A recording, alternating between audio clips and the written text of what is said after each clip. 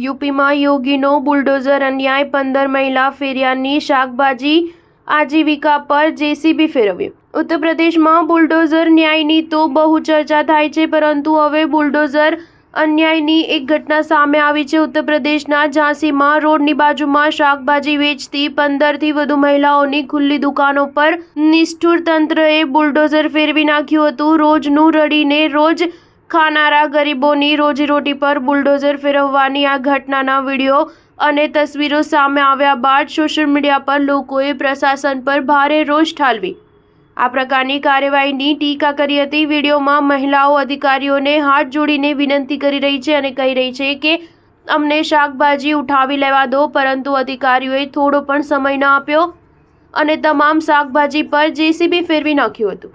આ પ્રકારની કાર્યવાહીને પગલે મહિલાઓના સમર્થનમાં અન્ય સ્થાનિક લોકો આવ્યા હતા અને તમામે રસ્તો બ્લોક કરીને વિરોધ પ્રદર્શન કરી રોષ ઠાલવ્યો હતો। આ સમગ્ર મામલો ઝાંસી મહાનગરના નવાબાદના ચિત્રા ચોરાહાનો છે। આ વિસ્તારમાં ઘણા સમયથી 15થી વધુ મહિલાઓ રોડની બાજુમાં કોઈને નડે નહીં તે રીતે નીચે પાથરણા પાથરીને શાકભાજી વેચે છે, જે થોડી ઘણી આવક થાય તેનાથી પોતાના પરિવારનું પેટ ભરે છે।